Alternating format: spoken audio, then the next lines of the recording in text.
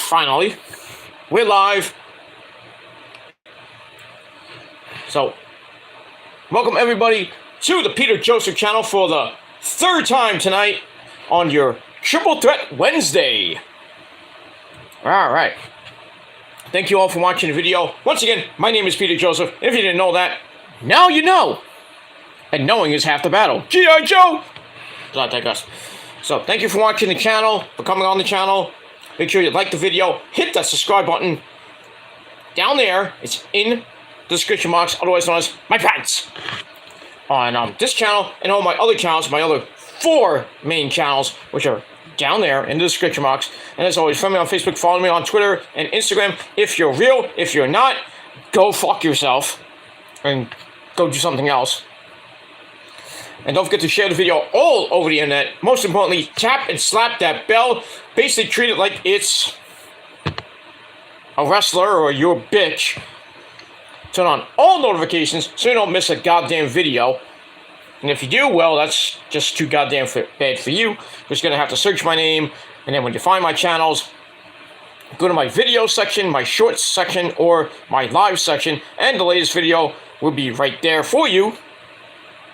And you can watch past videos from long time ago in a galaxy far, far away. So you can't miss it. So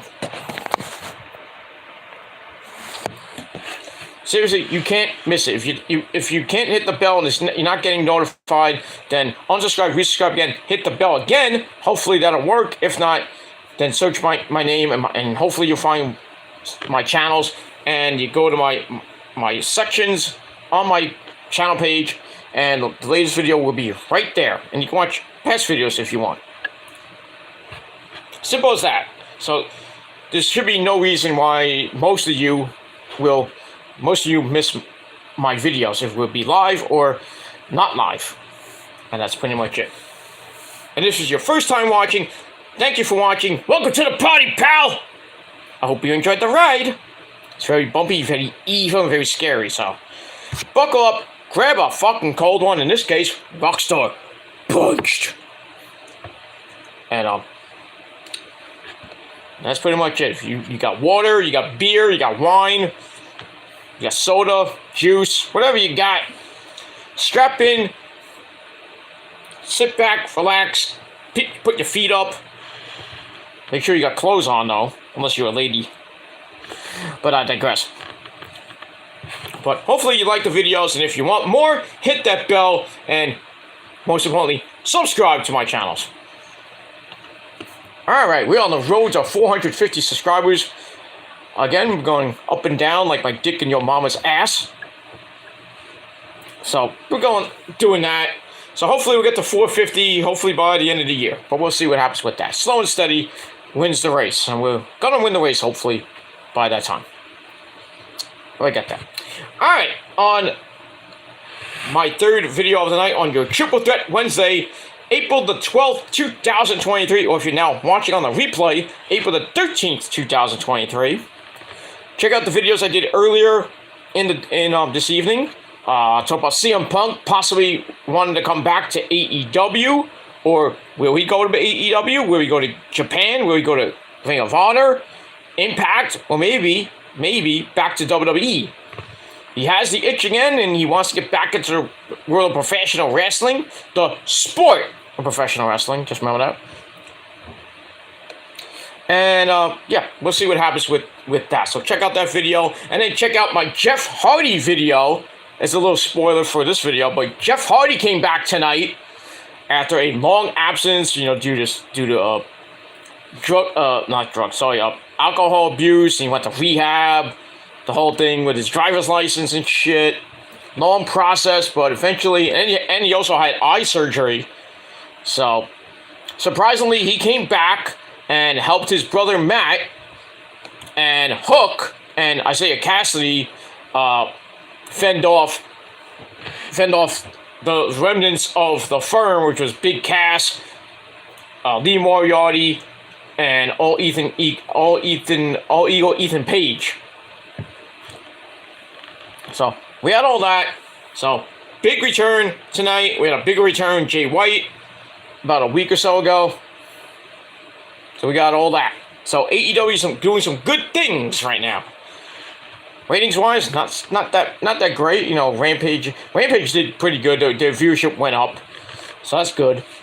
Even though last week's show was kind of but the viewership went up. I don't know what Battle of the Belts did. I have to look that up. Probably didn't do that great, but you know, it is pretty much what it is. So we'll see what happens with Dynamite this week, what their rating is. I mean, last week was under around 800 some odd thousand views.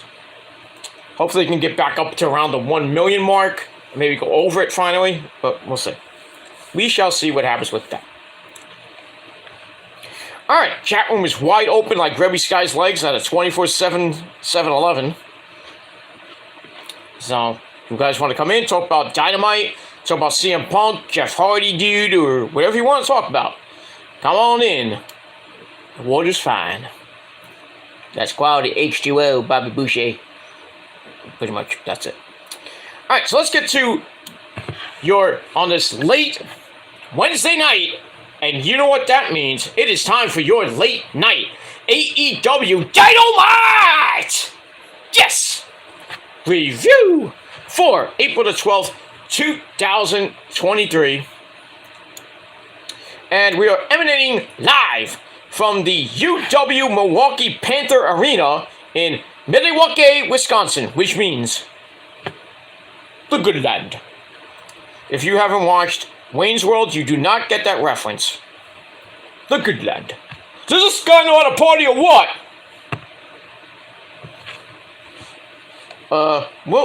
We'll head out now. No, come on, stay with us, hang out with us. Okay, we'll just hang out with you guys here. With Alice Cooper. We're not worthy! We're not worthy! We suck! Good old Wayne and Garth. Party on Wayne, party on Garth. Alright. I love that movie. I should have been in that movie. Actually, I kind of am in that movie because I look like Mike Myers. But to each their own. Alright, so we are at the arena in Milwaukee, Wisconsin, which means the good land. And as always, our commentary team, every Wednesday night, well, mostly every Wednesday night, the man behind the mask, Excalibur, Taz, Red Hook brother. Taz was a happy camper today because the Mets won today. Big series against the Padres at home. Took 2 or 3. Really should have took all of them.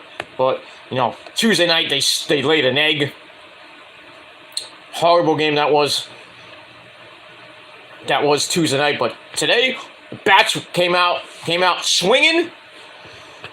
You know, even though Tyler McGill gave up a rocket shot by Juan Soto, Mets came right back. Lindor with a home run. Big Pete Alonso, number 6. I think he's leading the league in home runs right now. I think. I have to look that up. But Big Pete with a big stick. Hey, that's what the ladies say about me. Big Pete with a big stick. Tape measure dick shot. Boom. Missile shot. I think they're still looking for it on radar. I digress. So yeah, the Mets won 5. The Mets won 5-2. That's great. Back over 500. I think the Mets are going to be like a 500 team. I just had this feeling. Will they win the division? Probably not. Probably not. But right now, you know, the pitching has been up and down. Carrasco sucks. He should go to the bullpen. I don't know who you bring up, though, because there's not very many guys. Quintana's not coming back till after the All-Star break. So if they can get maybe a pitcher from the minors to come in, I don't know. Or they put Carrasco in the bullpen when Justin Verlander comes back, which could be next week. But we'll see what happens with that. He has a rehab start in St. Lucie coming up. I don't know when. But if that goes well, then I would think he might be in those games in LA or in San Fran, or he'll come back when the Mets come home not next week, the week after next week against Washington and those pesky Atlanta Braves. I hope they lost tonight. They were up by 2 games over the Mets. and they were playing the Reds, who lost last night. Damn it. So we'll see what happens tonight, and we get all that. Mets are off tomorrow. They're on a plane to Oakland. They have a weekend series against those garbage Oakland A's. But you know how Mets do against garbage teams. Not so good, Al, but you know. We got the Ghost pitching on Friday, and that is Kodai Senga. So see if he can build on his last two brilliant starts. We got that, and then that bitch Carrasco pitches on Saturday, and I believe Max Scherzer on Sunday afternoon. Friday night is a 9:30 game. I think Saturday will be, it's a 4 o'clock start, or it might be later. I think it's 4 or 10 o'clock. And then the Sunday game will be on Channel 11. Actually, Saturday and Sunday will be on Channel 11. So that's pretty damn good. Sunday will be at 4 p.m. So you got that. So you got baseball on Sunday. You got the basketball playoffs. The first round starting. The Knicks are playing the Cavs. I hope the Cavs wipe the floor with them, but they probably won't. And I think the Rangers will be starting the Eastern Conference quarterfinals against, I have no idea. But they do play tomorrow in the finale of the regular season at home at the Garden against the Toronto Maple Leafs. Guess who's going to that game? Yep, I'm going to the Garden tomorrow. So if you see your Ring of Honor TV review late, you know why. But yeah, going on with some friends of mine. I have real life friends. So I'm going with them. I'm not going to show you pictures. I don't have to show you shit. People that still obsess over me. Like, oh, why don't you show me pictures? I'm like, I don't have to show you shit. I'm not showing the ticket either, so eat that shit. Go fuck yourself. But that's that. So I'm gonna hang with my peeps at the Garden. Well, we're gonna pregame, and then we're gonna pregame at the bar right near the Garden, and we're gonna go to the Garden and watch the game. Hopefully the Rangers win, and then maybe I might go to one of those playoff games this coming week if they're at home. If not, probably next weekend I'll be going to probably Game 3 and maybe Game 4, but we'll have to see because money's tight right now, baby. Money is tight, but tomorrow I have, tomorrow I already have the ticket, so I'm just gonna go grab a soda, or I'm not gonna grab beer because I don't like beer there. So I'm just gonna grab a soda, and I'm enjoying myself with my friends, my real friends that I have. I got a lot of real friends on and off this website. You know what? You don't believe me? Go fuck yourself, because you probably have less friends than I do. I have a lot of friends on here, like Issa and everybody, and it is what it is. And if you people think that Issa reprimanded me in her chat tonight because some other fake account of me and of my Kill Demons channel was like, why do you have so many guys simping over you? And she thought it was me, and I go, no, it wasn't me. So you're out. The mom kicked you out, but she did not reprimand me. I talked to her during and after the show. She says it's okay. Don't worry about it. So I'm not worried about it. So, but these people fail again, and they will continue to fail. And that's all I gotta say about that. But we're not gonna talk about them ever again. We're done. We are done with those people. We're gonna think positive, and we're going positive through the rest of 2023. So that's it. You don't like it? Don't watch my channel, but you will, because you're so obsessed with me and you have a problem, and you need to go see a doctor or a priest to fix your problem. I don't have a problem. I'm just me, and I'm gonna be me, and I'm gonna be the real me. But I'm in the process of a rebranding, so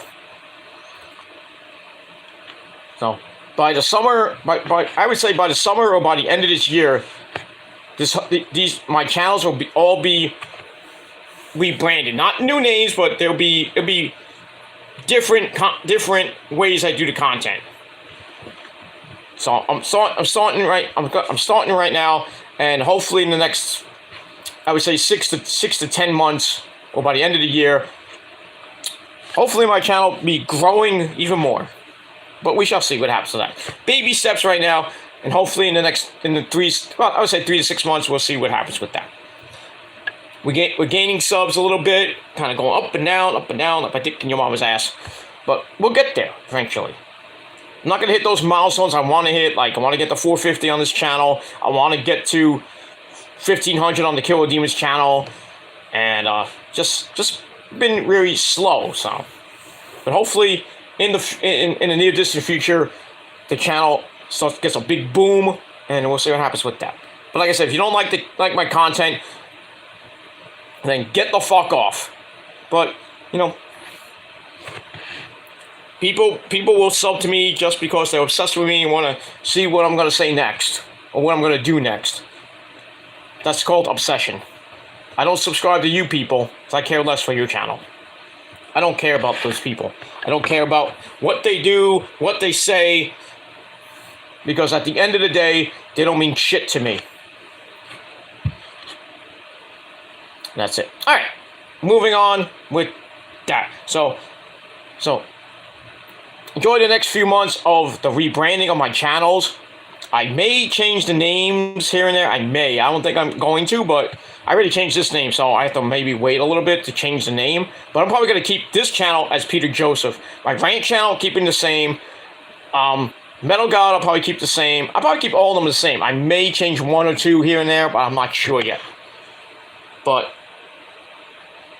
I'm just going to do content that I feel good about. I'm going to talk about wrestling and sports and movies and music and whatever I feel like talking about, doing rants that I feel like doing. It's not going to be drama based.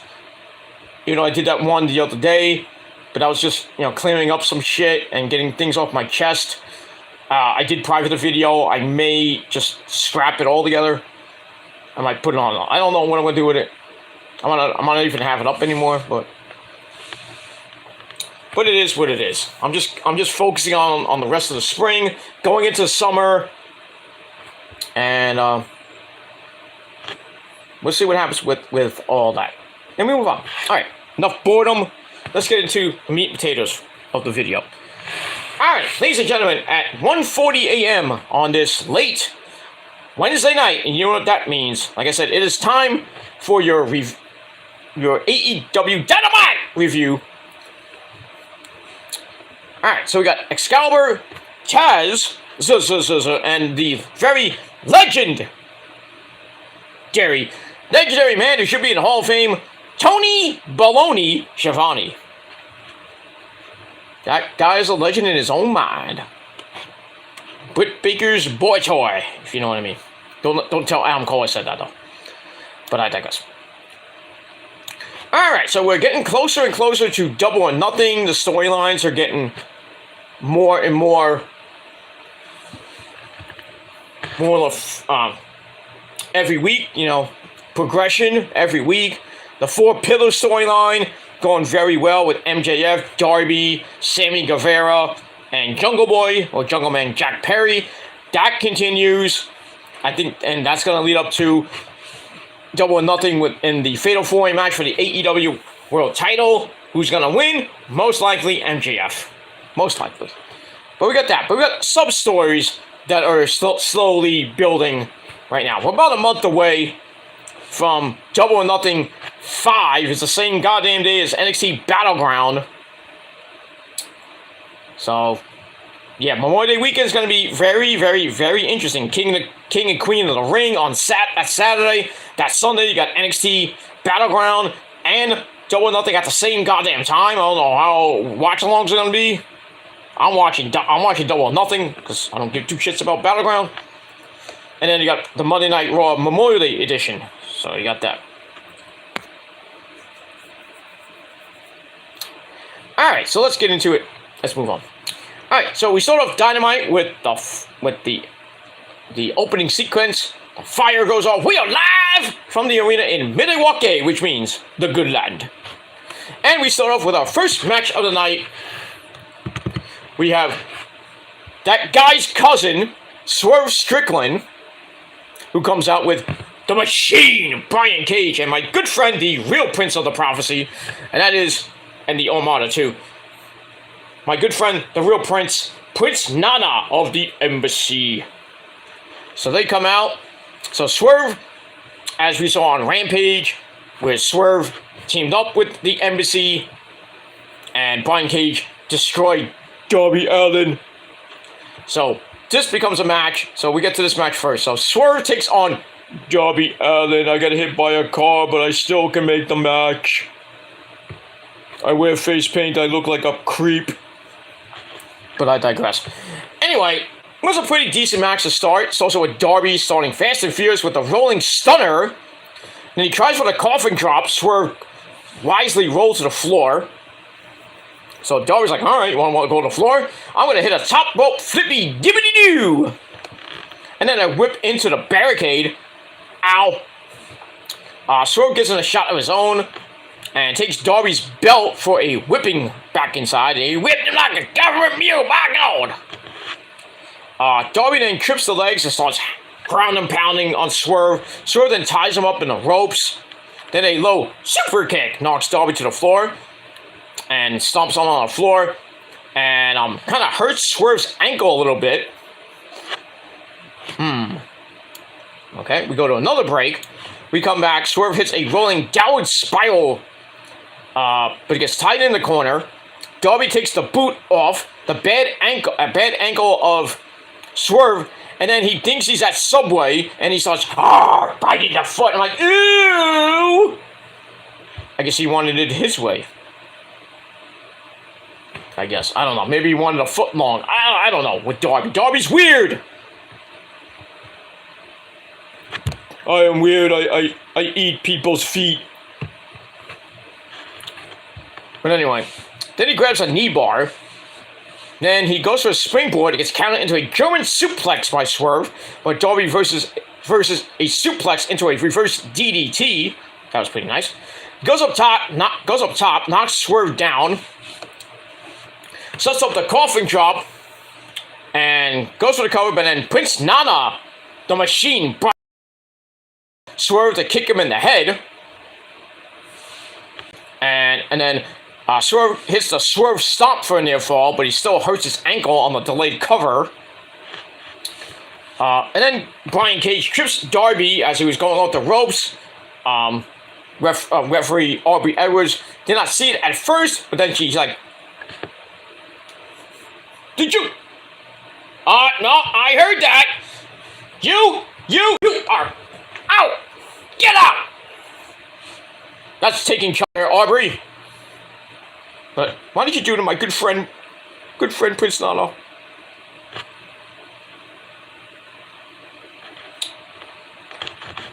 Well.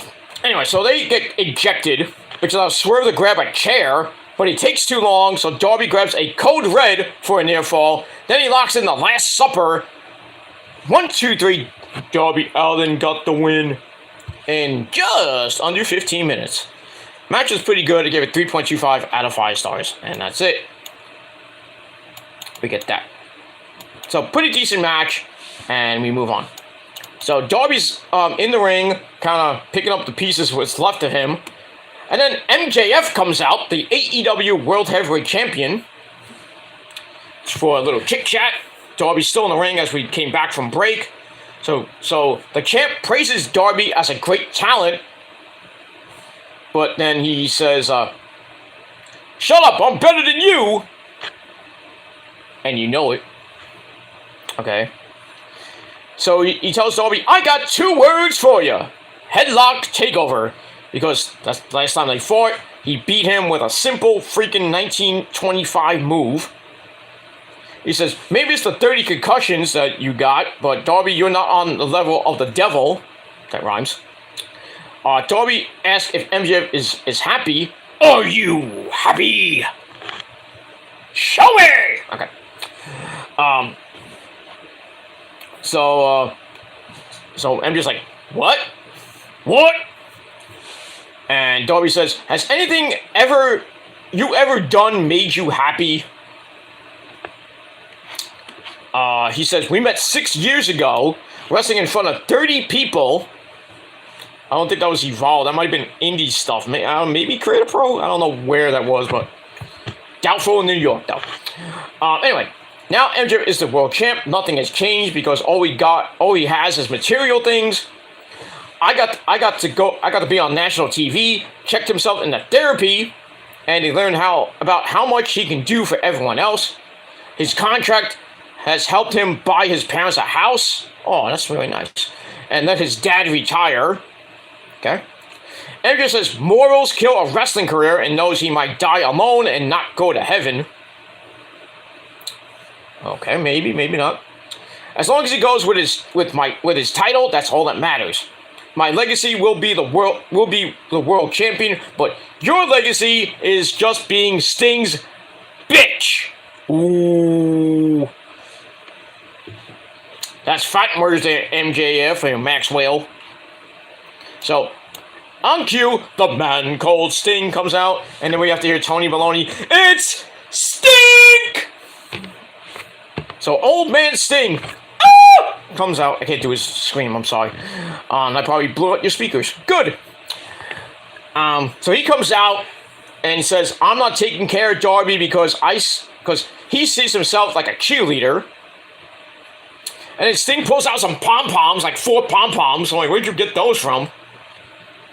And out of his jacket, and he's like, oh, look, I'm a cheerleader. I'm going to throw my pom-poms at you. I'm like, what the fuck is Sting talking about? So Sting says, Darby promises I promise to stop if you stop with the Cody daycare stuff. And it seems like things like, I said Cody. And I'm like, it's like everybody going after Cody now because he lost to Roman at Mania.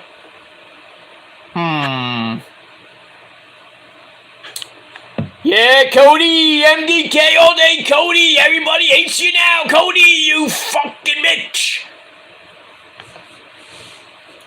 And Cody, just remember, on Friday nights, you will and you must acknowledge your tribal chief. Because that's what we do on every Friday night. Every Friday night, we have to worship and acknowledge the man who's about to hold that belt for, well, as of Friday, as of tomorrow, this video now, it is 956 days, I believe. Yeah, 56 days. As of right now. 956. So tomorrow, not tomorrow. Friday, it'll be 957 days. As of Sunday, it'll be 959. So, count down those days. We're almost 6 plus, as of Sunday, we will be 6 weeks away. Well, not 6 weeks. As of Saturday, I should say. It'll be 6 weeks away from Roman hitting 1,000 days, and it'll be a glorious day. It will be. Can't wait. We can't wait. It'll be 1,000 and beyond after King of the Ring. Never gonna end. Never. It's not ending by that schmuck Cody Rhodes either. It'll be somebody else, but not Cody. Whether you people like it or not. He's not ready. And he never will be. That's all I'm going to say. So anyway. So staying with the Cody reference, which I thought was funny.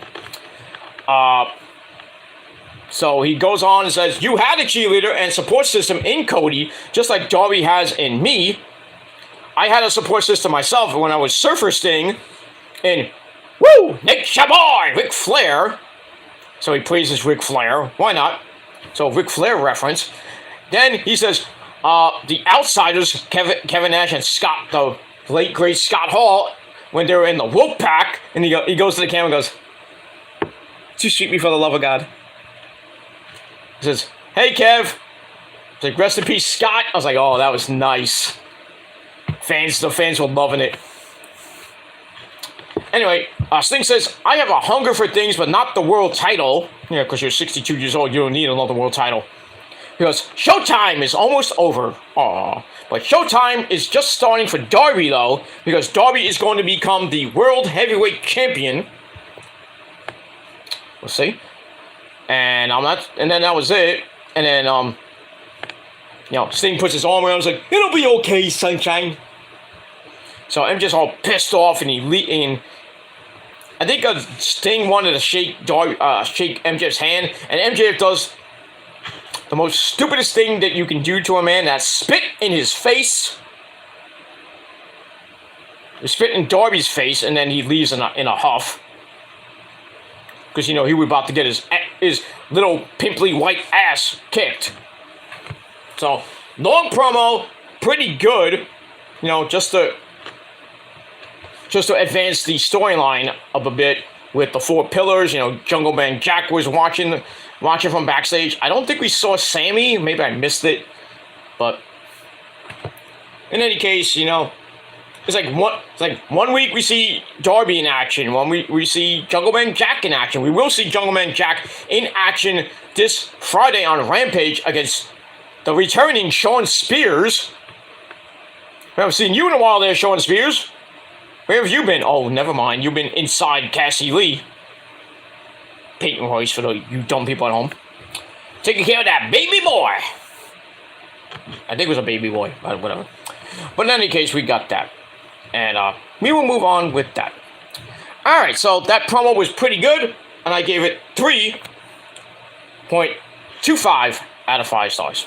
So we'll see what happens with all the pillars as we move on with Rampage. And next week, all the program from Schittsburg, PA. Or actually, I should say Britsburg, PA. The hometown of Dr. Britt Baker.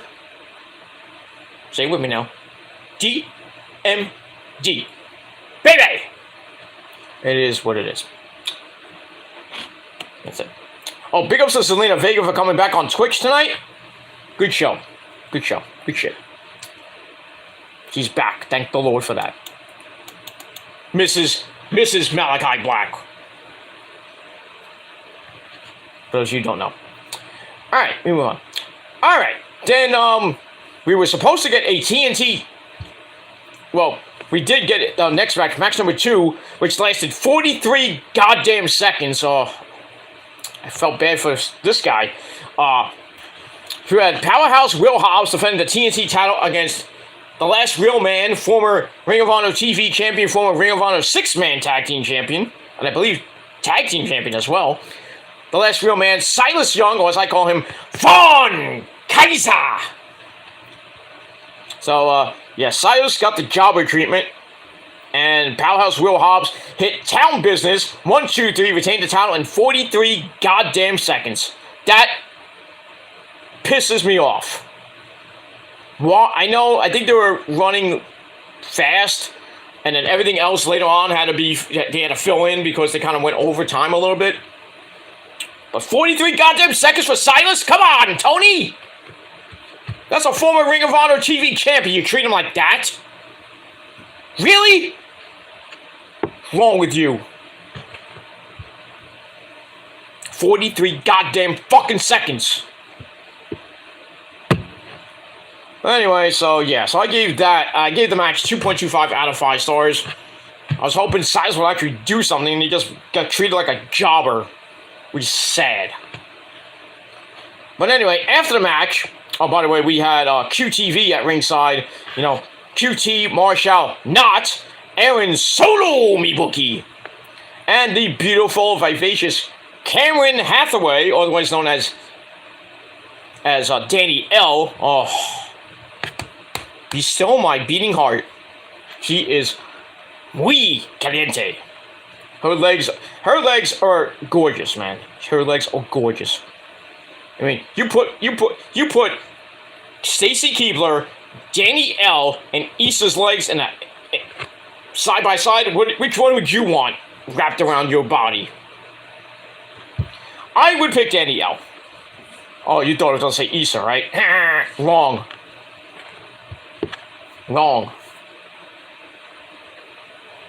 But I digress on that. She does have some good legs. That's all I gotta say about that. We move on. And if I'm a simp, I'm proud of it to be Danny L. simp. But I don't care. I don't care. When we move on. Alright, so after the match, Hobbs carries Silas up the ramp, and we see 2 tables on the side of the ramp. I'm like, I wonder if they're going to be used. And it looked like he was about to put Silas through those 2 tables. But as he's going up the ramp, we cut to the outside of the building where Wardlow is out in the dreaded parking lot. Why does everything have to happen in the parking lot? People getting beat up in the parking lot, and now people's cars are getting destroyed. I think the parking lot is going to be in the Hall of Fame pretty soon, you know what I mean? I mean, if we could get the Spanish announce table into the Hall of Fame, we could definitely get the NXT parking lot and any of the AEW parking lots in wrestling history. We get the parking lot. But anyway, Wardlow's in the parking lot. We see him with a lead pipe, and then he goes over to some guys like, "Is this Wardlow's car?" He's like, "Oh yeah." And then he starts smashing the car to bits. Hobbs like, "My car! This son of a bitch!" And he wrecks the car that Hobbs bought with Wardlow's credit card. I wonder how much that was. Anyway, he uses a forklift after he smashed it with one of those VIP partition things. Smashed the windshields and the windows and back window and everything. Just wrecked the car. He goes into the forklift and he lifts up and tips it over. While back in arena, QT Marshall, Aaron Solo, and Danny L are trying to calm him down, but Hobbs is pissed. He's like, "All right, you want to do that? Well, I'm going to take it out on your good friend Silas over here. I'm going to powerbomb him through not 1 but 2 tables on the stage." But then Wardlow comes out, and we have a big, humongous brawl. Like Pat Buck comes out, and other agents come out. BJ Whitmer comes out. You think they're going to help? No. So they kind of pull Hobbs back, and then Pat Buck and BJ Whitmer go to the back, just go already. And Willow's like, "Fuck you, man!" And he picks up Aaron Solo, and he hits the Powerbomb Symphony. He turns, and then he was supposed to put him through both tables. Did he do it? No, because he kind of botched it, and Aaron Solo went through 1 table, and it looked like his head smacked on the second table. And I was like, "Ah, damn!"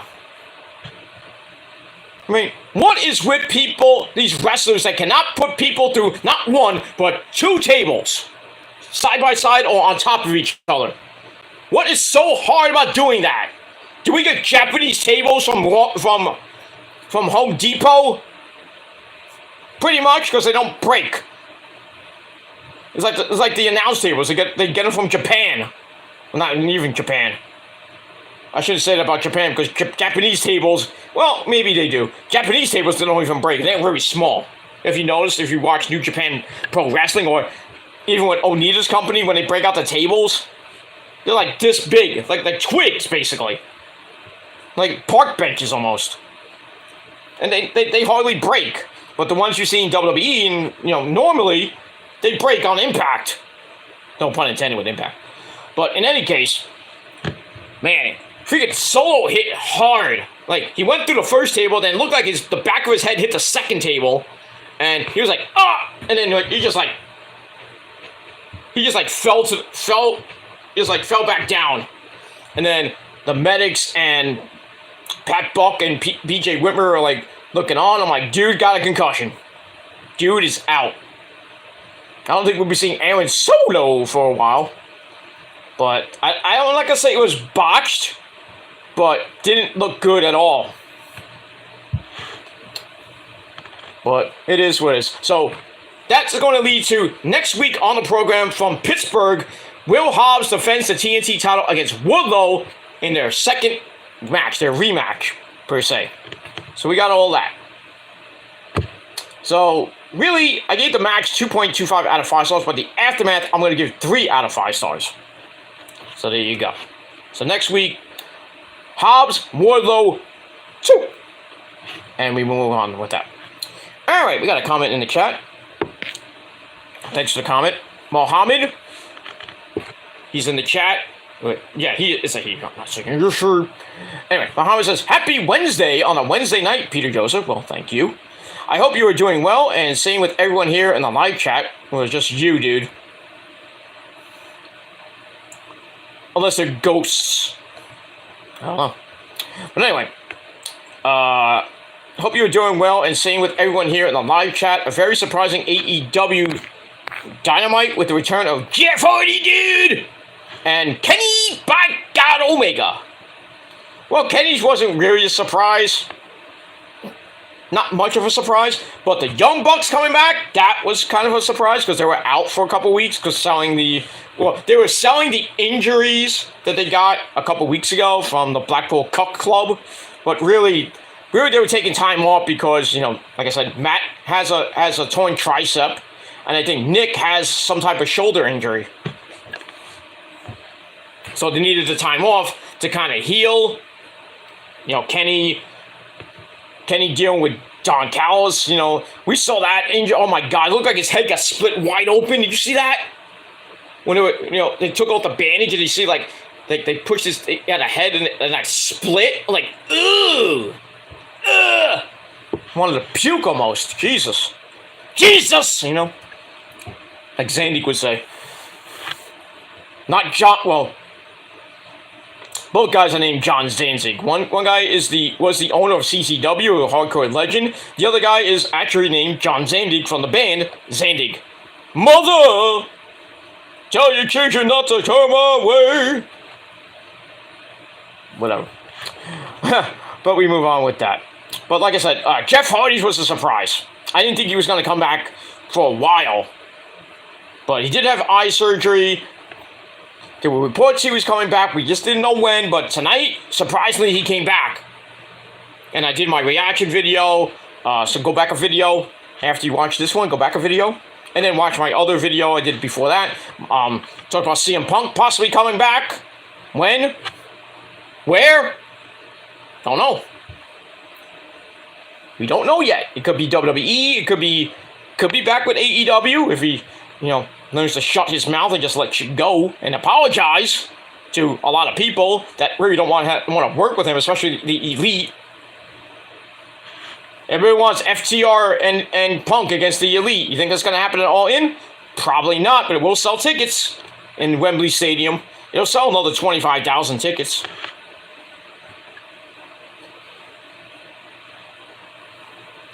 But we'll see. We'll see. So check those 2 videos out. Links are in the description box. But yeah, that's pretty much it. Anyway, so we got that. But Jets was surprising. Kenny, not so much. But that's it. All right, thank you, Mohammed, for the comment. And we move on.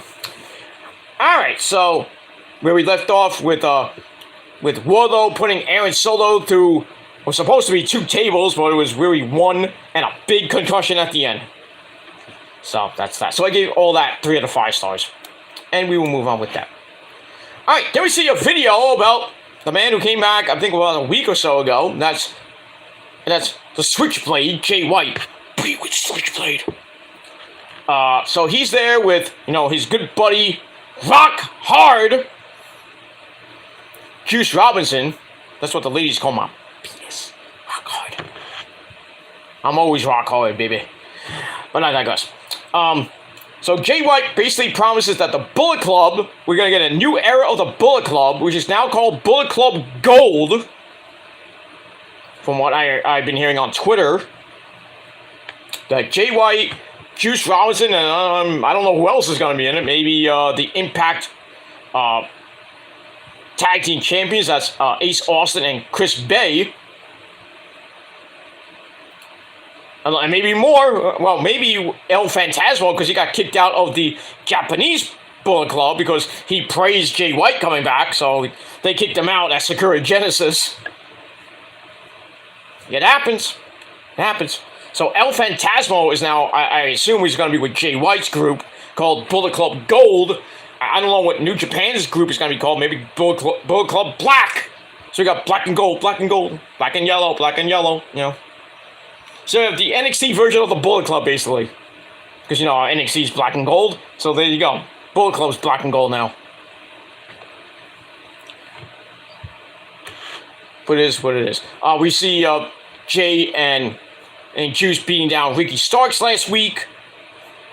So we'll see what happens with Bullet Club Gold. And by the way, and as always, when we talk about the Bullet Club, too sweet me for the love of God. Because the Armada and the Prophecy, we may be the ones, but we're just too sweet. Whoop, whoop. That's pretty much it. All right. Moving on, we go to our next match for the AEW Intercontinental title. Well, the International title. I just like to call it the Intercontinental title because it has a better name than International. Alright, so we have Orange Cassidy, my good friend, Orange Cassidy, who came out with the best friends, give me a hug, of Trent and Chucky T. Don't forget, Orange Cassidy has his hand bandaged up after he tried to do the Orange Punch to Buddy Matthews last week on Rampage. And Buddy Matthews held the belt and boom! Broke his hand. So then it comes to the match, and it is what it is. So we get that. So he's defending against Buddy Matthews of the House of Black. And my God, his theme song, I want to know who does these theme songs. Because Julia Hart's has to be, I thought it was in this moment. It's not. But it is a banger of a theme song for Julia Hart. I love it. I don't know who sings it, but I want to know. And the same thing for Buddy Matthews. If anybody knows it, hit me up in the comments section of this video or any one of my future videos. Let me know about it because I want to download it. Because it is amazing. They are both amazing. And the House of Black theme is amazing too. But it is what it is. Alright, so Buddy Matthews comes out with Maria Brink 2.0, Julia Hart. Looking hot as always. So we start off with a stare down. And Cassidy makes him miss and spins around into a head scissors. Then he sends Buddy outside for a suicide dive. Flippy dippity doo. Followed by a high cross body, which is pulled out of the air. And then a tornado DDT plants Buddy Matthews. But Cassidy hits the orange punch. And then he hurt his hands like, my hand! Shit! Fuck! Arr! And then Matthews, taking advantage, stomps on the hand as we go to break with the referee asking, he called for Doc Samson and he's looking at his hand and Cass is like sitting on the steps is like, don't you dare freaking stop this match. He's pulling up Apollo Creed from Rocky IV. You ain't stopping nothing. Don't you dare stop the match. You ain't stopping nothing. Throw the damn towel! Should have threw the towel there, Rock. Might have saved Apollo's life. Maybe. He would have. Maybe 10 seconds before he died. Maybe 10, 20, 30 seconds before, he fell to the ground and just... He fell to the ground on a heap. Then he had a convulsion. Then he was gone. If he does, he does. Pretty much, and that's it. Alright, I'll get to your comment in a second, Muhammad. We come back from break. OC tries to dive. He gets pulled out of the air again. Then they know the tornado DDT is blocked. They head to the apron for exchange of super kicks. Cassidy goes for the beach break, and he hits it. Drops Matthews on the apron. Ow! And then we get the long 20 count. 20 count in AEW, not 10 like in WWE. 20 count like in Ring of Honor, AEW, and Japan. I think Impact has 10. It's not 20. I think it's 10 count. But in any case, they beat the count. They have to scramble to beat the count. They do. They get back in. Matthews stomps on the hand again. And then Cassidy's like, no, don't do my hand again. No, please. I beg of you. And then he puts his hands down his pants. I put my hand down my pants and I bet you feel nuts. Yes, I'm Cisco. Yes, I'm Ebert, and I'm giving you two thumbs up. You and me, baby, ain't nothing but mammals, so just let's do it like they do on the Discovery Channel. Getting horny now. If you don't know that song, there's something wrong with you. I know who sings it too. I think it's now I forget now. I should know this. I'm a DJ, so I should know this. I think it's Goldfinger. I think it's called I think it's Goldfinger. I think. I'm not gonna look anything up because I'm too tired and too lazy to do it. But trust me, I think it's Goldfinger, the band. But I digress. So Cassidy puts his hands in his pants. Probably did not feel nuts. I don't know. But anyway, Matthews hits him in the face anyway, but walks into a Slumdog Millionaire. They both go up top for a Super Tornado DDT. That was crazy. Followed by a diving DDT to the floor. They get back in and a top rope DDT. It's like 4 DDTs in a row. Gets a near fall by Cassidy. Cassidy goes to the orange punch. He hits it. Gets another near fall. Matthews hits a pop-up knee to face. Then he goes for the stomp. He hits it. Seth Rollins is impressed. Impressive. Gets a near fall out of that. Almost won the title. Goes for Murphy's Law, or what used to be it. It's all loaded up, but Cassidy somehow reverses into the mousetrap. 1, 2, 3. Somehow, someway, Orange Cassidy retains the All-International title in just over 14 minutes. Pretty good match. I gave 3.25 out of 5 stars. I was hoping there'd be a title change, because I thought Matthews was the guy to do it. I guess not. So we get all that, and we move on with that. So, Orange Cassidy remains the champ, and we move on with that. Anyway, I'll get to that segment after. Okay. So, like I said, 3.25 out of 5 stars for that. We move on. All right, Muhammad says, Black and Yellow is actually a song by I don't know who. I think it's Wale. I will look that up. Because I'm so, now I have to look things up because I want to be nice to people. So I will look it up. Now if my computer would work, that we have. No, it's Wiz Khalifa. Wiz Khalifa sings Black and Yellow. Black and Yellow, Black and Yellow, Black and Yellow. Which is basically the Pittsburgh Steelers song. But Pittsburgh Steelers suck! So about the Niners or 49ers? You want to hear a good song that's for a football team? You go to the 49ers because they have a lot. They have a lot. Dad wanted, who's got it better than us? Nobody! Then they got 49er Fresh by E40. There's another one. Well, they kind of took Faithfully by Journey and kind of did that with some highlights from like the old school days, like the 80s, the 90s, the Steve Young era, the Joe Montana years, even the Alex Smith years, and Kaepernick. I miss Kaepernick. I don't even think Trey Lance will be on the team this year. I don't think so. I mean, they got Sam Darnold or Brock, but I think when we hit September, if all goes well, ladies and gentlemen, we're going to see the return of Brock Purdy for year number 2. I think he's going to have a great second year. I think the Niners are going to make the playoffs again. They're going to win. I hope they're going to win the division, because really the Rams, I mean, they're still dangerous, but they're not a team anymore. Odell Beckham Jr. supposedly is going to the Ravens. Oh, that makes Otaku very happy down there. So probably can't find it, but just kidding, Otaku, just kidding. I'm gonna get hate mail from Otaku. But in any case, yeah, Odell Beckham Jr. is probably going to the Ravens. Jets still on the fence with the Aaron Rodgers sweepstakes. The Niners are kind of involved in that too. Not that we need him. We don't need Rodgers. Fuck him. Let him go to New York. But then again, he could go to the Ravens. He could go to the Patriots. He can go basically anywhere.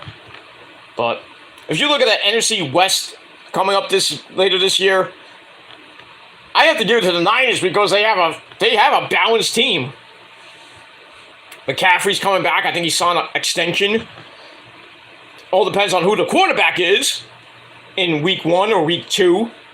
I would think if Brock's not ready by week 1, he will be for week probably 2 or 3, depending on what Trey Lance does, if they keep him or not.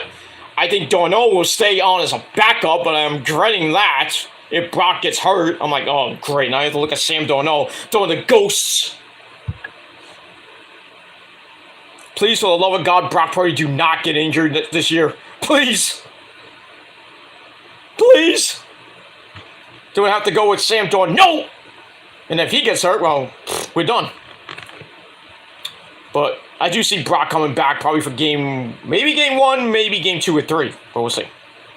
But, yeah, I have the Niners are going to win that division because basically nobody else is capable of winning that division. Maybe Seattle, the Seahawks. You know, they didn't have a great year, but they still made the playoffs and got destroyed. Not by by the Niners. And then the Niners took care of who did they play after that? They played the Seahawks. Then they played Dallas in that weird game that was with the ending that was with don't even get me started with that. That was we should have blew Dallas out, but somehow Dak Prescott, give him credit, kept the team in the game, and just near the end, Brock just said, "That's it." Niners in the second half just blew them away. Then they had a stupid play at the end, the Cowboys, with Ezekiel Elliott as a center, and then I forget who it was that mowed them over. That was the stupidest play in Cowboys history. Dumb. If Ezekiel Elliott would have got hurt, he would have been out a year or more. Dumb. And it is what it is. And then, sadly, the Niners, they were, I think Brock was like 13-0, or 12-0, 13-0, since he took over for Jimmy G, that schmuck who went to the Raiders. Good luck this season there, Jimmy. So, you know what you're going to be this year, Jimmy? You're going to be on your ass all season. Because that Raiders offense is garbage. So enjoy Vegas for the next year or two on your ass. Because the Raiders ain't going anywhere. The Chiefs are, I think, are going to win that division again. So, yeah. The way it's going, barring a collapse, I'm probably going to say it could be San Fran and KC all over again. Super Bowl 50, was 50 going to be 50, so it's 3 years ago. 54 all over again. Of course, we're going into Super Bowl 58, or as I like to call it, LVIII, for Roman numeral purposes. I don't know where the Super Bowl is going to be in next February, but this year was in, where was it this year? It was in Arizona, I believe? No, it was in SoFi, I'm sorry. It was in SoFi Stadium, so I would think next year is probably going to be on the East Coast. Maybe in Minnesota? They could do in Minnesota. They have the dome. The only thing they can, it'll be like snowing up the wazoo there. But they have the dome, so they don't really have to worry much unless the dome collapses. Which I doubt. That's not the old Metrodome where the Twinkies used to play. And the Vikings, with the Vikings. But it is what it is. But like I said, the Niners are going to win that division next year. Automatic.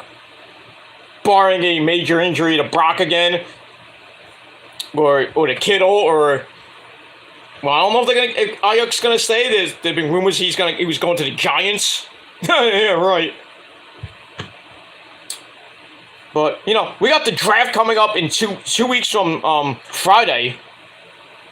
So the Niners have top 30 pick, but I think they're number 22 20. No, they're number 20. Number 29 or 30, I believe. So they're not gonna get a great pick, but they will get a pick in the first round, and then I think they get some second or third. I don't know if they get second and third round picks. I think it depends with others. They may trade up in the first round. Who knows? Not that they really need anybody. I think if they need anybody, it might be a backup quarterback from college. Let's get some schmuck from Northern Illinois. Never can have too many emergency quarterbacks. Just get that idiot, what was his name? Josh Johnson out of here. Get him out. Get him out. I don't want him. Put him on another practice team. Get out of here. Should have kept Beathard or whatever his name was. Dumb. But, yeah, like I said, I think the Niners can win that division. Rams, coming off a really bad year.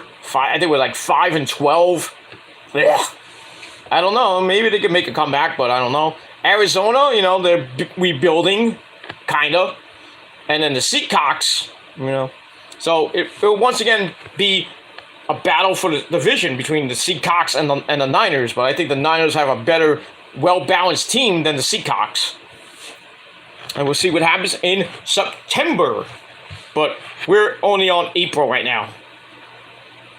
Got 5. We're under 4.5, under 5 months to go. Under 5 months to go till football season's back. But I'm not talking about that. We're talking about baseball. We got the hockey playoffs are beginning this weekend, and the basketball playoffs this weekend as well. So got about another month to go before basketball and hockey season are done. Then we will talk about NFL training camps and then the start of the season. And I can't wait for that. And then we'll talk about the end of the baseball season where the Mets will be. I don't know. But that's that. All right, let's move on. Oh, yeah, I was looking for something else. I think it's called, it's called Bad Touch. Oh, the Bloodhound Gang, not Goldfinger. I'm sorry. That sings, you and me, baby, ain't nothing but mammals. Let's do it like they do on the Discovery Channel. Getting horny now. It's not Goldfinger, it's Bloodhound Gang. There you go. So that's your music trivia of the night. And let's get back to let's get back to the sport of professional wrestling. Alright, so we had Orange Cassidy somehow, someway retained the all-international title over Buddy Matthews. Pretty decent match. I gave 3.25 out of 5 stars, and that's that. Then we see a new video of Christian and Luchasaurus, and basically say some things are changing. Yeah, they're like making Luchasaurus out to look like Kane, and I think Christian is like Paul Bearer but less fat. I don't know. But we'll see what happens with that. So I give that 3 to 5 stars. Alright, then we go to back with Renee Paquette, I should say. She's with Orange Cassidy, and he's a little bit banged up. He has his hand all taped up and iced and everything. He's all iced up. And then he's with Chucky T and Trent, the best friends. Basically, they want Aussie Open on Rampage this Friday night. And they're going to get him, and it's going to be for the IWGP World Tag Team Championship. Because Aussie Open won it at Sakura Genesis this past weekend. So, I think that would be a pretty decent match on Rampage. We also got, like I said, Jungle Boy against Shawn Spears. We're going to hear from Angelo Parker and Daddy Magic, Matt Maynard. If you want to know what makes Daddy Joseph's dick hard, you want to know? Watch a few videos ago, you know. No, it's Io, Kyrie, and Asuka. Gotta love my triple threat Asian persuasion. Gotta love it. That's what makes Daddy Joseph's hard. But we move on with that. Alright, so Aussie Open versus the best friends for the IWGP Tag Team belts on Rampage. And Rampage will be on after the NBA playoffs. or after the NBA, I think the play-in games they're doing. They did one tonight. I think they're doing one tomorrow. And I think they're doing one Friday. So yeah, so expect Rampage to be preempted for the next few weeks because of basketball. And maybe hockey. But we'll have to see what the schedules are and when the games are going to be on Friday night. But won't be on TBS, thankfully. But we'll see what happens with that. And we will move on. Alright. So then we go to the ring with an impromptu promo from Old Ego Ethan Page, who comes out to complain and bitch and complain and bitch and complain some more about what Matt Hardy did to him last week by knocking him in the head with the FTW title on Rampage. So Matt Hardy comes out, delete! And Isaiah Cassidy, can I get a I think Isaiah Cassidy is secretly gay. So if he's moaning in other men's ears, does that tell you something? I think he's classic gay, or he is gay. But then again, we don't know. But anyway, so Isaiah Cassidy and Matt Hardy, they come out, set up a future match for, and if Matt Hardy and Isaiah Cassidy win, their contract with the firm is over, as Matt Hardy would say. They're free. So Ethan Page is like, you do know there's more members of the firm, right? So then Big Cass comes out, Lee Moriarty comes out, I think somebody else came out, maybe I missed it. But anyway, they come down, we have a big old beatdown on them, and then send for the man! Get in here, Hook! So, Hook, the FTW champion, comes out. He kind of does a few things. He tries to, once again, pick up Big Cass, and still can't do it. Looked like he got banged up a little bit, because he was grabbing his head and something like that. So they're getting beat down, and then we hear the music of, Jeff Hardy, dude! So I was like, what? He came back, what? So Jeff Hardy came back for the big reunion, the big save to save his brother, Isaiah Cassidy, and Hook. So we get a 4-on-3 beatdown to clear the ring with a weird looking chair. The fans went nuts. Good pop for Jeff. Kind of like the first time he came back before, the whole drinking and driving DUI stuff, which could have almost landed him in jail, but he got 10 years for, he's got his license revoked for 10 years. So, got that. But, Jeff coming off eye surgery now, surprisingly doing stuff, and then kind of a little bit nervous about that because of his eye. But Jeff Hardy is back in AEW. That bolsters that tag team division a little bit, because now you can do the Hardys versus FTR, Hardys versus the Ass Boys, Hardy versus the Bucks. Let's run that back. You do a lot with the Hardys now. But hopefully now that Hardy is back, this is his final shot. If he fucks up, he goes back on the bottle, it's over. His contract is over, and I think he will be blacklisted from the entire world of professional wrestling. And God forbid if he does go back on the bottle, please do not get in a car and kill somebody. Because then you got a murderer, he's going to be in jail for life, and you won't see his kids or his wife Beth anymore. So, Jeff, if I were you, my friend, just stay sober for the rest of your goddamn life. Hopefully it'll be later than sooner. So we'll see what happens with that. So I gave you all that 3.25 out of 5 stars for that. And we move on. Alright, they're going to look back at the Blackpool Cook Club's recent violence that we saw last week with, sadly, Bryan Danielson almost stabbing Hangman Adam Page's eye out with a screwdriver. Eesh. Nuts.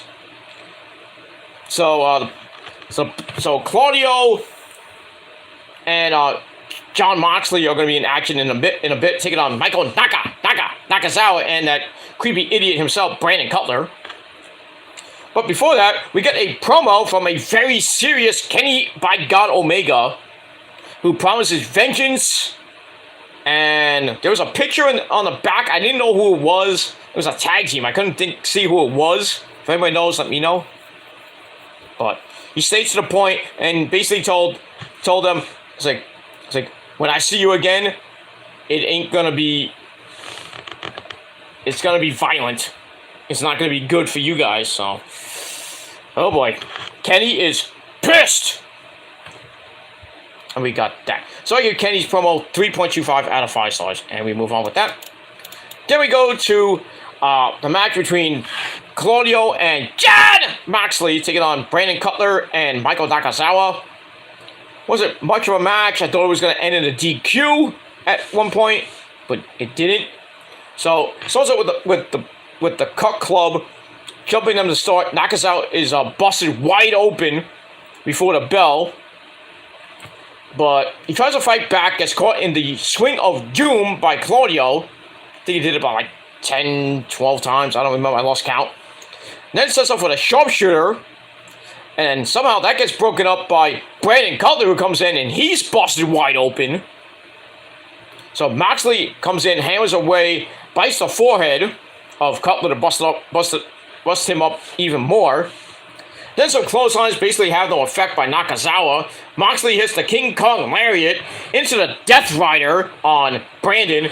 And then Brandon basically passes out, almost taps out. So goes for the Bulldog choke, gets broken up.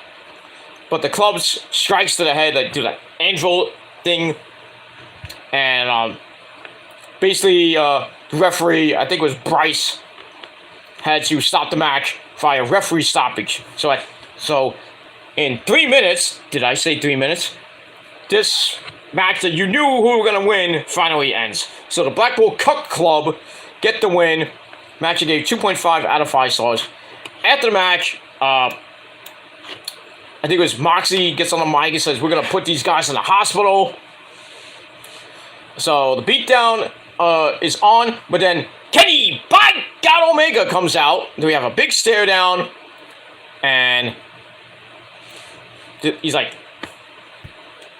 I'll go in there. I'm not going in there yet. I'm going to go in there.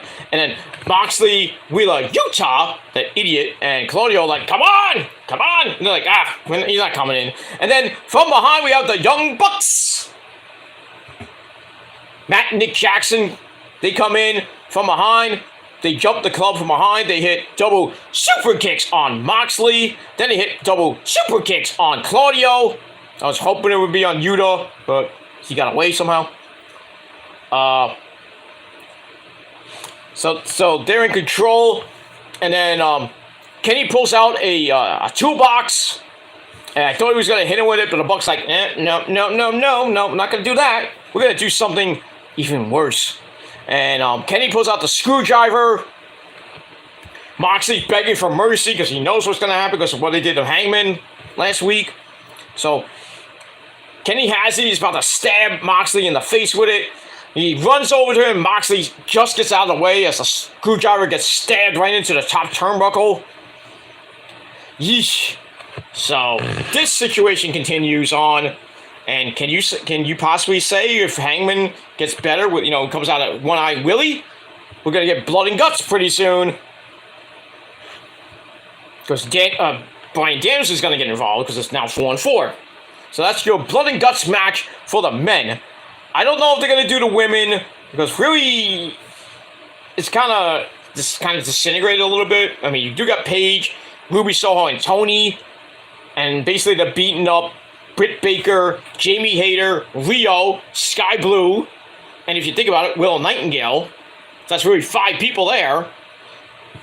So you got basically a 5-on-3. So who do the Outcasts get? I would probably think Athena, and then number 5 is a toss-up. Is it going to be Ty Conti? Because she hasn't done anything lately besides suck Sammy Guevara's dick. I mean, or is it going to be possibly Chris Statlander? Because we haven't seen her in a while since she messed up her leg again. Think about it. Chris Statlander, I know she's not an outcast per se. But who else on the roster can you get? So I'm thinking it's going to be Chris Statlander and Athena joining the Outcast. And then they're going to go 5-on-5 in Blood and Guts. So that's your women's Blood and Guts match. But then again, who knows what they're going to do at this point. We move on. But, so I gave the Aftermath, well, I didn't really give the Aftermath a rating. Just great to see Kenny and the Bucks back and taking it to the Blackpool Cuck Club. So we'll see what happens on Rampage this Friday night and next week on the program from Schittsburg, PA. And that's it. And we will move on. Alright, then we go... I think we go to Tony Baloney. He's with Swerve. He's not happy with Darby Allin beating him up earlier in the night, but he promises to settle some scores. Because he was with Prince Nana and Brian Cage. So it's like, yeah, I gotta settle some scores. Whatever that means. So, that was a pretty decent promo. I gave it 3 out of 5 stars. Alright, then we go to the 9:30 death slot for the women. So, we had a tag team match. We had Ruby Soho and Toni Storm, along with the beautiful Saraya Knight, Paige at ringside. The Outcasts taking on Sky Blue, and little cute Rio. Her name is Rio, and she dances on my lap. And then when she's done, she goes and takes a nap.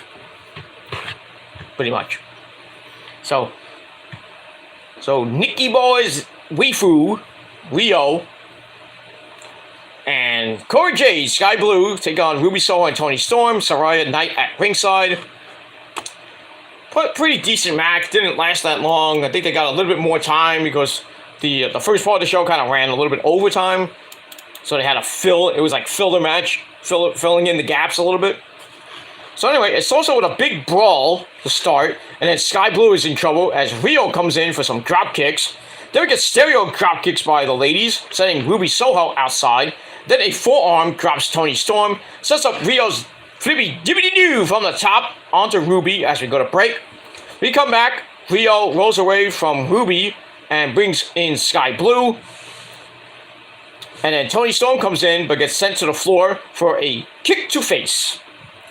And then Sky Blue slaps off a Hurricane Rana from the apron, followed by a high cross body off the top rope for a near fall on the inside. And then all 4 ladies are in the ring. Sky Blue hits a super kick on Ruby into a crucifix bomb. That was pretty nice. Toni then German suplexes her and hits a running hip attack in the corner, basically knocking her out. Then it sets up the Storm Zero. 1, 2, 3. The Outcasts get the win in a San Diego time of 6:19. Yeah, really. Pretty decent match. 2.5 out of 5 stars. Afterwards, we got a 3-on-1 beatdown. Once again, Rio gets spray painted on her nice freaking clothes. Come on now. And then Jamie Hayter comes out first and tries to save them, but then she gets beat down 3-on-1. And then her best friend, Britt Baker, DMD, she comes out and kind of gets involved with Paige. It looked very sloppy. So, but eventually the Outcasts had to pull Paige to safety before Britt Baker did any more damage. So we got that. But we find out later in the show that next week on the program we got Ruby Soho and Toni Storm once again teaming up against Jamie Hayter, the AEW Women's Champion, and Dr. Britt Baker, DMD, in her hometown of Pittsburgh, Pennsylvania. So you know the black and yellow are going to be out. So Britt returns home to Pittsburgh. Home of 3 crappy teams, the Steelers, the Pirates, and those Pittsburgh Penguins.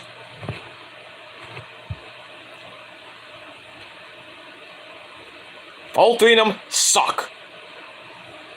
And Sidney Crosby is once again crying his way into the offseason. Aww. Poor Sidney Crosby. Oh, poor baby. Try for some more there, Sidney. It is what it is, and that's that. Alright, we move on with that. So, Outcast versus Jamie Hayter and Britt Baker in Pittsburgh next week. And that's it. So, I gave all that 2.5 out of 5 stars. Oh, where's my thing here? Where'd it go? Where did my notes go? My computer went on the haywire. Sorry about that. Alright, now we go to your main event of the evening. Let me just check my time, okay. We go to your main event of the evening. We got the Wizard, the Champion, the Ocho, Chris Jericho, Judas in my mind. So he comes out with Daniel Garcia to take on Old Man Keith Lee, or as I called him on Twitter, Lord Sadler from Resident Evil 4 Remake. Kind of has the same robe if you think about it. It is what it is. I like how somebody on Twitter said that this match is brought to you by Just for Men. Gets the gray out. I don't need it because you really barely can see my gray hairs on my head. Barely. And a little bit on the beard. It's coming back. I shaved it this past Sunday. Now I gotta shave it again because I shave it and then about a week and a half later it starts to grow back, you know, the 5 o'clock shadow and everything. And then it gets if I don't really shave after about a week or so, and it gets really full. You've seen it really full before, and it's a bitch to get out. So I'm gonna shave it off again this weekend. Look good. I want to get a new shaver, but you know, like I said, money's tight because I got bills coming up. I got bills, goddammit! I gotta pay my phone bill in 2 weeks. Then I gotta pay my cable and internet bill after that. The beginning of the weekend of Cinco de Mayo. Then I gotta pay those bills again during Memorial Day weekend. And I might be getting some PTO coming in. Just don't know when. Hopefully soon. It might be sooner than I actually thought I was going to take it. But we have to see what happens with that. So the time off is coming. I don't know when. It will be coming. But when you know, I won't tell you. So, kiss my ass. And that's pretty much it. Alright, we got some comments coming in. Ipman's loyal servant. He's back from the depths of hell. Or wherever he lives. Well, if you are from hell, I wonder what level you are from. There's a lot of levels in hell. My favorite is the 6,669th level of hell. That's very scary, very dark. If you're not careful, Satan Almighty is gonna come and really give you something. You know what I mean? Ain't that right, Satan? That's right, Mr. Gilmore. They're gonna suck my dick 6,669 times. Then I'm gonna shove that pitchfork up their ass. Is that gonna be with lube or without there, Satan? I'm not telling you. Well, I don't want to know. But you stay hot down there. It's like hot in this goddamn house. It's 84 degrees in this house. That's why I got the AC. I don't even got the AC. The AC's broken. It sucks. I got the good old trusty oscillator fan over here trying to keep me cool because right now it's 66 degrees outside. Jesus Christ. And tomorrow's going to be even worse. It was 84 today, record highs galore. Tomorrow's going to be on the same. Friday's going to start cooling down a little bit, but still going to be almost near 80. And then Saturday's going to be overcast. It's going to start going down to the 60s. And then Sunday and part of Monday is going to be raining and thunder boomers, and Satan Almighty is going to come up from the depths of hell to kill us all. Hail Satan! But I digress. Well, hail Satan, but we got, where is it? Here we go. We always got to remember to praise the Lord and Savior, Jesus Christ. The Lord! But, you know, we always have to hail Satan. By the way, that's a band, by the way. Not Hail Satan, it's Hail Sagan. Great band, by the way. They sing Hate Bait. Go look it up. Hate Bait. Not masturbate, hate bait. Or not clickbait, but hate bait. Trust me, you'll like it. And we move on with that. So Impmon's Loyal Servant says, how you doing, sir? The scruffy look is cool, LOL. Don't make fun. I will block you. Don't make fun. I still look better than... I probably look better than you. Probably, well, I would say probably. I do. And you know it. Your mom knows it too. And your girlfriends. But it is what it is. Yeah, you know, scruffy looks. Yeah, a lot of people said I look better with the beard. Beard, because I'm a man. I'm over 40. Got a beard. Yeah, I like it. I like getting it long, and you see it really, like, really full when it gets full. You've seen it. Most of you've seen it before. It's not there now, but you can see it's coming in. Give it about another week, it'll be full. But I'm not gonna do that because if I let it grow so like I look like the Wolfman, ow! Like Grizzly Adams almost. It's a bitch to take out. And I can't really get it with an electric shaver, or unless not the rolling shaver. If I get the ones that the barbers use, then I can get it out. It's a little bitchy because it stings a little bit. But I'm actually ordering one that's pretty damn good for a good price. No, not like $20. I don't buy cheap shit. Maybe Rosa does, but she buys cheap alcohol to get drunk, and then we have the drunk sex, which is always the best sex of them all. But not for a while. Not for a while because yeah, we're both fucked up. Physically, we're both fucked up. We're aches and pains because we're getting old. Goddammit. But we move on with that. But if you like the scruffy look, good for you. The ladies love it too. But I don't swing that way. I swing with the ladies, of course. You know that. But it is what it is. Let me move on. But thank you for that. Anyway, Muhammad says, I'm sorry to get off topic here, Peter. Yeah, it's fine. Do you think that Jeff Hardy will be clean and sober this time? We hope. I will give him one more chance. If he blows up one more time, he needs to be done. Yeah. This is his final chance. Final chance. There's like so many chances you can give a person. And then you finally you say, this is it. Yeah, I've had it. I've had it. This is it. If you don't get clean and sober, you don't do what we say, you're out of here. Never to be seen from again. So, if I was Jeff, I would really, really, really stay away from bars. I don't care if it's the hotel bar or the local bar at the end of the street. Or the local pub when they go to England. And stay away from drugs too. I mean, please, for the love of God, if you want to save your life and somebody else's life, Jeff, it's like they tell you in AA, don't drink. But you don't listen to those old people sometimes, don't you, Jeff? Because you've been back and forth with rehab so many times. They're like, what are you fucking doing here, dude? We told you, don't drink. And you're like, I didn't listen. I was too busy dancing. Because I'm Jeff Hardy, dude. I'm the charismatic enigma. And those old guys are like, these young boys, they don't listen to us. Don't drink.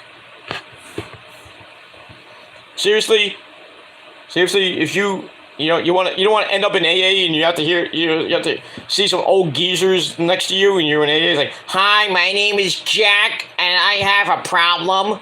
Hi, Jack. I'm an alcoholic. Hi, Jack. Not Jack Daniels, but Jack. You don't want to end up in AA, trust me. I've never been there, I'm just saying. But I've heard stories, especially, watching a lot of Behind the Music with all those bands. that the bass player was banging all these chicks, and then next thing you know, he's a freaking alcoholic. Nikki Sixx, anyone? Bobby Doll or Poison, anyone? Oh, you remember that Bobby Doll. Where do you think I got Don't Drink from? Bobby Doll. Not Barbie Doll. His name is Bobby, D-A-H-L. But it's just said like Bobby Doll. By the way, there's a Barbie movie coming out. Oh, God. I know it's going to suck. You know what doesn't suck? The Super Mario Brothers movie. That don't suck. #1 in America and in the world. It's getting a lot of praise. And I'm like, yeah, when did they do an animated movie 40 years ago? You didn't have to have the late great Bob Hoskins do that. It was horrible, that movie. The only good thing about it was Minky! Heh! Minky! Minky! By Dennis Hopper was Bowser, yeah. But he looked so ugly in that movie. And the Koopa thing, the Koopa troop. I was like, what is this? They look like lizards. I'm like, they don't look like a dinosaur. They look like really ugly dinosaurs. And they had the de-evolution gun. They turned them into monkeys. I'm like, that ain't Super Mario Brothers. What is this? Are we in a different dimension? That movie sucked so bad. I mean, it had Bob Hoskins and John Leguizamo played Luigi, and I forgot who played Princess Peach. I mean, Toad wasn't in it.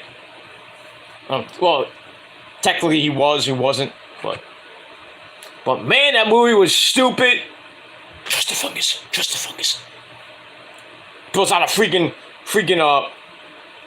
look like a sunflower, and it's supposed, and like, you know, when you get the flower in Super Mario, it's supposed to turn you into you can use fire.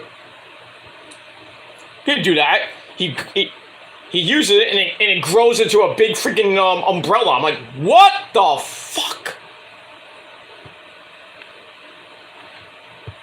That was horrible.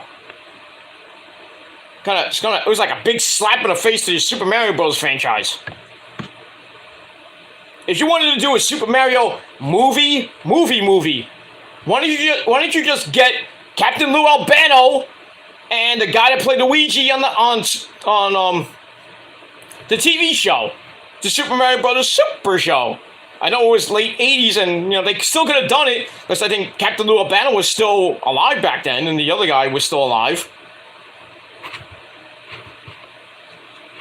No disrespect to John Leguizamo or Bob Hoskins, but I would have done it with Captain Lou Albano and the guy that played Luigi. And you could have had, you know, done something with that. I mean, the Super Mario Brothers Super Show back on Channel 5 was great. It was epic. Swing, yeah, da. Do the Mario! Then you had like Roddy Piper on that show. Sergeant Slaughter was on that show. Remember, this is circa 1980s, like late 80s. Then they went to commercial. They had Super Mario Bros. The cartoon, which was basically based off Super Mario Bros. 1 and 2. And then later on became Super Mario Bros. 3. And then they had Zelda right after that. It was cool. Which then in turn from Zelda, that went to Mega Man.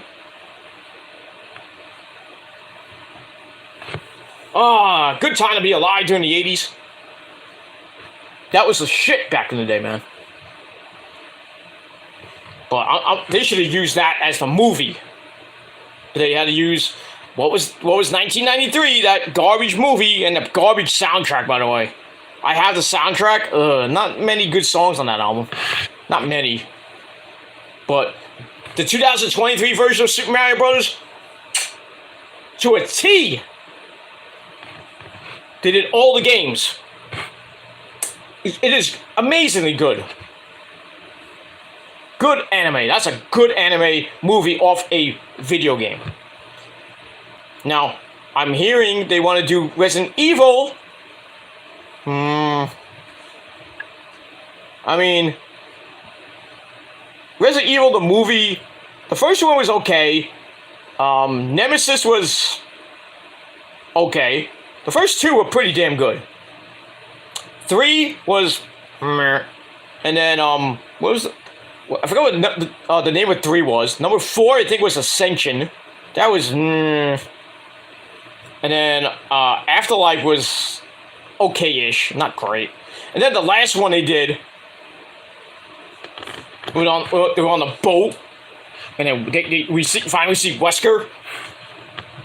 We saw him in parts of some of the movies, but then we actually see him, and then we see Jill and like Nemesis, and then a couple after that, which was good. Carlos, who died in 1, and he supposedly came back. And we see Ada Wong, the actress who played Ada Wong. Oh, yo. And the actress who played Jill Valentine. Oh. That was some good shit. But if you want to remake a video game series, 1, Final Fantasy, because Final Fantasy Spirits Within sucked. That movie sucked. So bad. Had nothing to do with the movie. And then, like I said, Resident Evil, the first two, maybe 3 were good. And then after that, garbage. They should really redo that. They're not going to get, what's her name? I can't think of her name. The actress who played, Alice.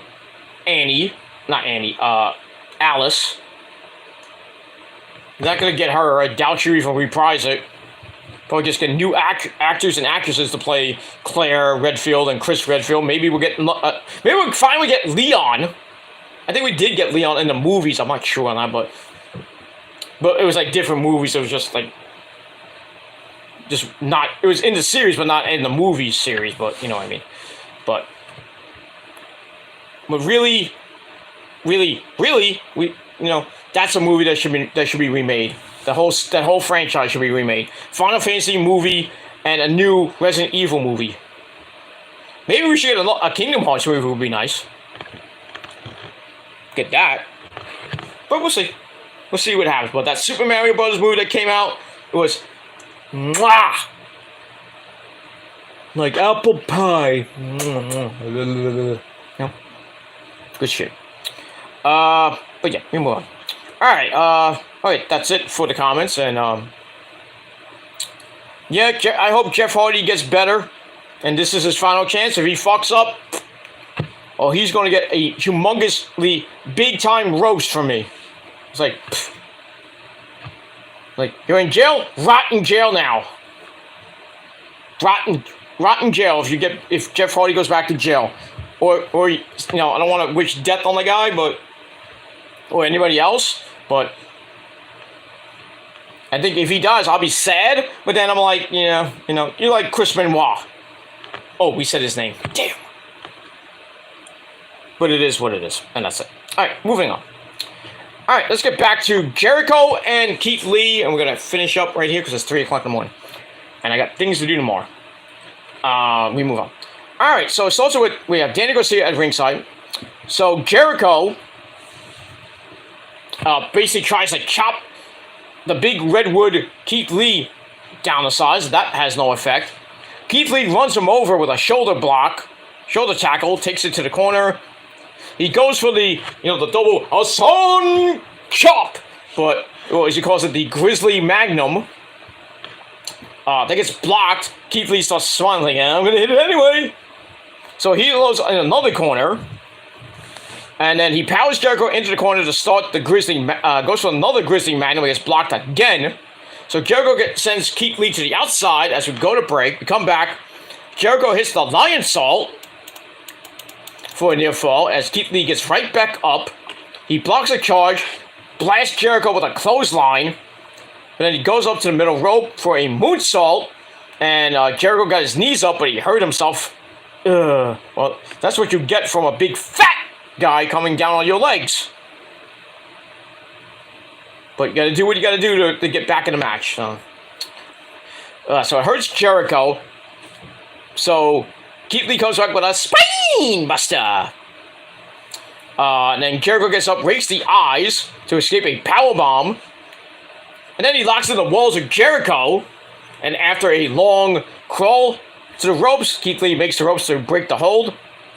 And then he does the Uncle Phil toss. That's what I said on Twitter that he looks like Uncle Phil. You know, big ups to the Uncle Phil from the actor that played Uncle Phil. Sadly, he passed on. He throws him he threw Jazz out the door. Woo! Goes out the door. Jericho grabs the referee to escape the Big Bang Catastrophe. So Daniel Garcia causes some interference. That doesn't work. So Jericho goes for the code breaker. Gets counted into the Spirit Bomb. Keith Lee tries to go for the cover, but Garcia offers another distraction. I think it was Aubrey Edwards he distracted. But in any case, Garcia offers another distraction, which allows Swerve Strickland to come in underneath another hood, another mask, and deck Lee with I think it was the bell or some type of weapon, knocked him out, and it was on the near the apron, and knocked him out. Jericho covers him 1, 2, 3. Chris Jericho gets a really tainted win over Keith Lee in 14 minutes. Match was okay. The finish was not so good. So I gave it 3.25 out of 5 stars. And that's that. After the match, Jericho and Keith Lee rolls to the outside, and Garcia and Jericho celebrate. And then we hear the music of my good friend, yours and mine, don't forget the man himself, and his name is Adam Cole, baby! So he comes down to check on Keith Lee because they good friends again. Yeah, after what Keith Lee did to him in NXT, sending him into the 15th row. They're friends again now? I didn't mean to send you into the 15th row, Mr. Adam Cole. And Adam Cole's like, you're lucky I don't have you on my Twitch channel. I'll make fun of you. Well, Mia Yim does that on a daily basis on her Twitch channel. But I digress. Anyway, so Adam Cole comes out to check on Keith Lee. Then he picks him up. They start heading to the back. And like we saw with Jericho when he took Daniel Garcia to the back and he starts going, looking over his shoulder a couple of times. Adam Cole starts doing that, which kind of infuriates Jericho. And Jericho's like, he's doing what I did last week! And Garcia's trying to calm down Jericho. Why are you so crazy? Take it easy. Take it easy. So that was kind of, funny, see Adam Cole kind of mock Jericho for his over-the-shoulder thing he did about a week or so ago. So no violence yet, but a lot of staring. So, this feud is picking up steam, and I think it's going to lead to them having a match at Double or Nothing. And I think it's going to be an epic match. It's going to be a banger of a match, but we all know who's going to win that, and it's going to be Adam Cole, baby. Which will make no sense for him to come back and his first official pay-per-view match against Jericho of all people, and he loses to Jericho? No, you don't do that. You have Jericho. Jericho's going to put him over. He has to. And he's going to do it. He doesn't have anything to gain. Except pride, and that's it. Adam Cole, making his big comeback. He had a great match with Garcia.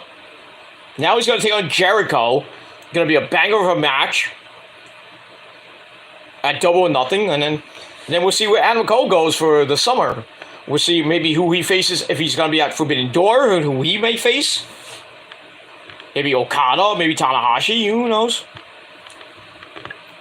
Then the next time I think we'll see him will be Grand Slam. Well, maybe before Grand Slam, we'll see him at in England. Who would he face, though?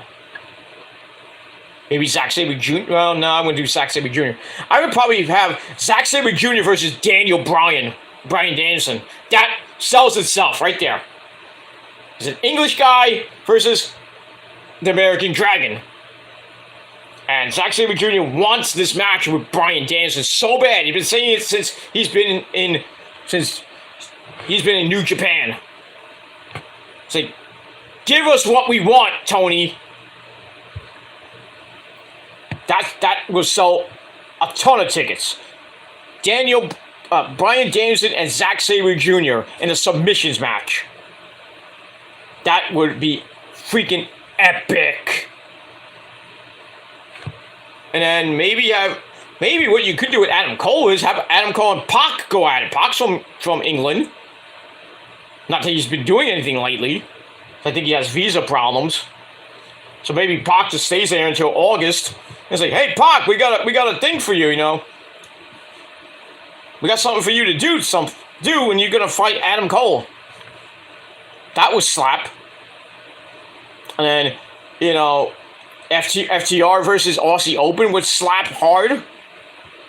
And then if they can get Punk there, then if they can get the match done, FTR and the Elite, FTR and Punk versus the Elite, Kenny and the Bucks, that would be epic. So there's a lot of dream matches they can do.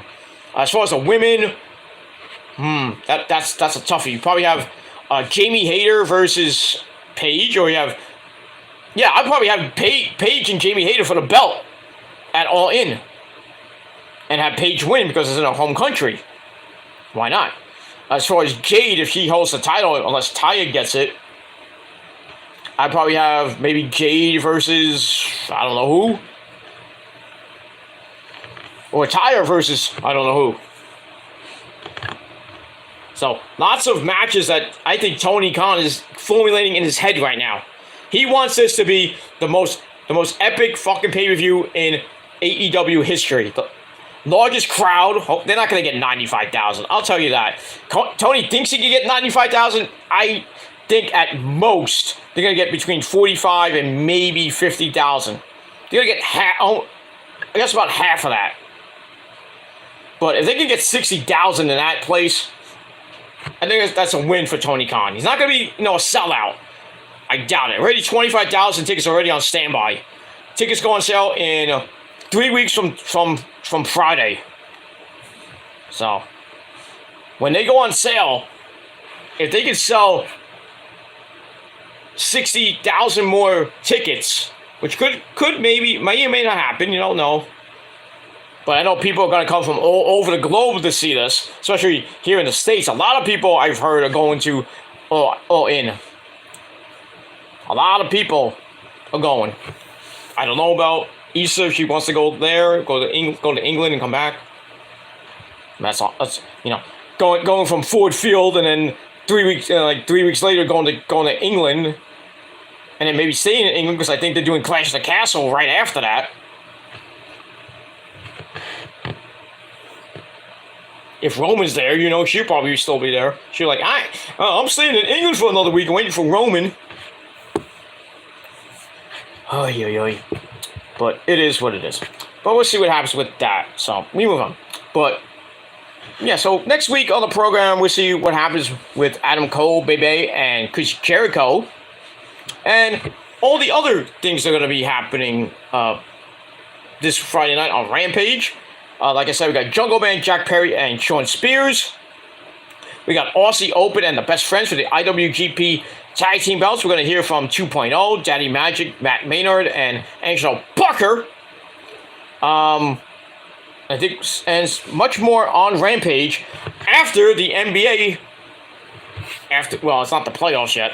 It's the play-in tournament. So I don't know when that will end. I'm hoping it will end on time. So Rampage will be on about, I would say, maybe 10. Well, they got the post show.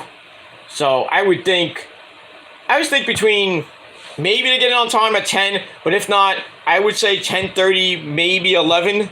So around the 10, 11 o'clock hour, it will be live, or not live, obviously. It will be on the air. So, it's going to be a long night on Friday. You got SmackDown from 8 to 10, and then if you want to do your watch along to do that, and then you want to do your post shows, you can do that, and then while you're doing your post shows, you're probably looking at Rampage. So So I will be doing SmackDown and Rampage review after Rampage officially goes off the air. So it might be a while for that Rampage review. But hopefully not too late, like I did this video too late, because I was taking a nap earlier after Rampage went off. I took a nap. Well, I was watching Wrestling Inc. with Issa and Justin LaBar and Jimmy Corderas, and then right near the end I kind of dozed off. Sorry guys. And I stopped and then I took a little snooze. I got up like about a half hour later, made my dinner, fed the wrestling cat, did what I had to do, and I'm back here. And now I'm going to bed. So, and you should too, because don't you people do? Well, some of you people work. And if you don't work, you're going to be up for the rest of the night because you don't have a job. You can't go to bed because you don't have a job in the morning like I do. But I digress. So that's it. Thanks for watching, everybody. I gave AEW Dynamite tonight a solid 7 out of 10 stars. But let me know what you motherfuckers thought of the show in a comment down below. You don't have to leave a comment, but if you want to, you can do it. I'm not begging for comments, but if you want to, do it. It's your preference. If you want to do it, you do it. If you don't, then keep it moving. That's it. Continue to smash that subscribe button to death. Hopefully we'll get to 450 subscribers on this channel soon, hopefully. We'll see. And that's pretty much it. Check out my other 2 videos I did earlier tonight. My Jeff Hardy reaction to him coming back to AEW tonight, and CM Punk possibly coming back to AEW. We don't know about that yet. So check out the videos. The links will be in the description box. And that's all I have to say about that. So smash the like button to death. Smash the subscribe button. Subscribe button to death. I will get it out. That's what she said. And that's pretty much it. And I hope you have a great rest of your Wednesday night. If you're on the West Coast, if you're on the East Coast, hopefully you'll be going to bed soon. And staying warm. I hope all of you have the AC cranking. You took a nice cold shower. And if you have the AC on, then you're getting cool. If not, you might have to sleep commando with either next to your girlfriend or by yourself.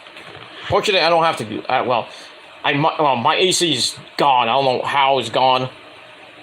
I think the plug is dead, or the entire air conditioner is gone, which sucks.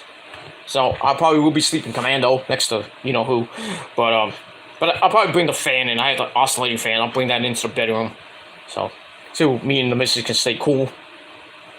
And that's pretty much it. Anyway, we will move on with that. So that is it for my video. Thank you all for watching. Thank you once again to Muhammad and Ipman's loyal servant for coming in. Usually my two guys that have been here for a while. I don't know if they may be trolls. They may not. I don't really care. As long as they're respectful, then I'll keep them here. If they're not, then they're gonna be blocked for eternity. So watch it, guys. And that's all I gotta say about that. Don't ask me to mod, because I have trust issues, and I'm not going to mod people. I only mod my good friends here. So just stay in the chat and just support me, and that's it. And if not, you think you're trying to gas up my head, that's not working either. But I digress on that. But anyway, I'm out. Thank you for watching. I'm Peter Joseph signing off. Peace out. Rock on and rock hard with your cock out. And if you're not down with that, well, that's just too goddamn bad, my friends. Because I have 3 words for you. Fuck you, man. The rebranding is underway. We're thinking positive. Good videos coming your way later on this year. And we'll see what happens with that. So that's all the content I'm going to be doing. I might do some new content here and there, maybe the summer. I don't know yet. But trying to rebrand myself. And we'll see what happens. If it's a good thing, it may not be a good thing. Who knows? If I get a lot of subs out of it, great. If not, that's fine and dandy. I'll just keep doing what I'm going to do, and that's doing the videos I'd like to do. And blocking out the negativity and blocking out everybody else and just being me. That's Peter Joseph, not Peter Gilmore, because he's dead.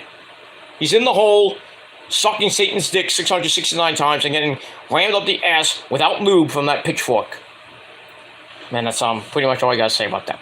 So thanks for watching, and I'm going to bed. So you should too. So I'm Peter Joseph once again signing off. Until next time, peace, bitches.